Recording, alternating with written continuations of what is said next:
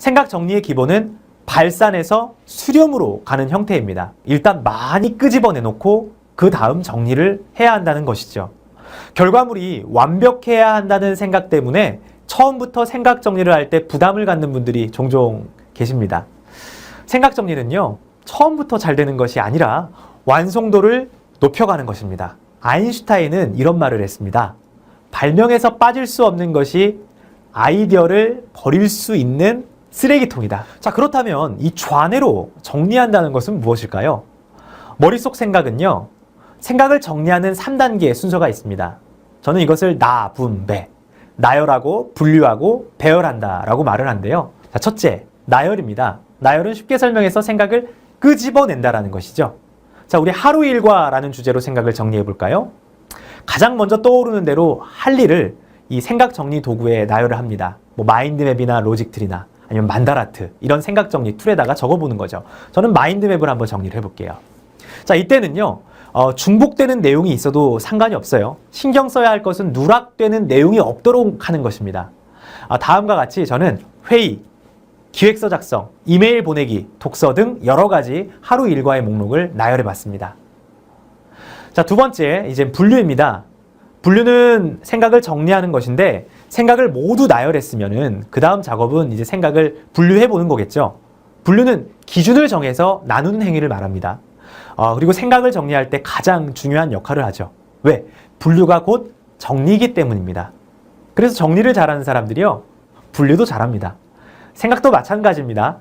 분류를 잘하는 사람이 생각 정리도 잘합니다.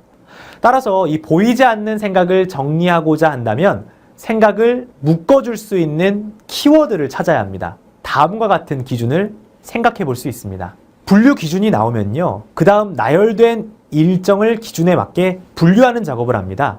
저 같은 경우는 시간, 장소, 과업, 우선순위 순으로 정리하는 것을 추천합니다. 왜냐하면 시간 안에 장소가 있고 장소 안에 사람이 있고 그 안에서 이젠 과업이 생기기 때문입니다. 자, 시간을 기준으로 한 번만 분류했을 뿐인데요, 이전보다 정리가 더 잘 되었죠? 분류는요, 가능하면 여러 번 하면 할수록 좋습니다. 왜냐? 생각이란 쪼개면 쪼갤수록 더 분명해지고 잘 보이기 때문입니다. 자, 분류를 하면은요, 생각을 구조화할 수 있고 생각을 한눈에 살펴볼 수 있습니다. 그래서 생각 정리에 있어서 분류는 필수입니다. 생각 정리의 마지막 단계는요, 배열을 하는 겁니다. 이 배열이라는 것은 생각의 우선순위를 정하는 것입니다.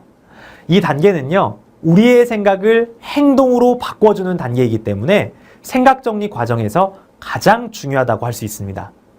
방법은 간단합니다. 중요도에 따라서 간단히 숫자를 붙이고 해야 할 일을 중요도에 따라서 순서를 재배열하는 겁니다. 자, 여기에 체크리스트를 만든다면 하루 일과를 실천으로 옮길 수도 있겠죠. 자, 마지막으로 체크리스트를 만들고 중요도에 따라 하루 일과를 순서대로 재배열해 보겠습니다.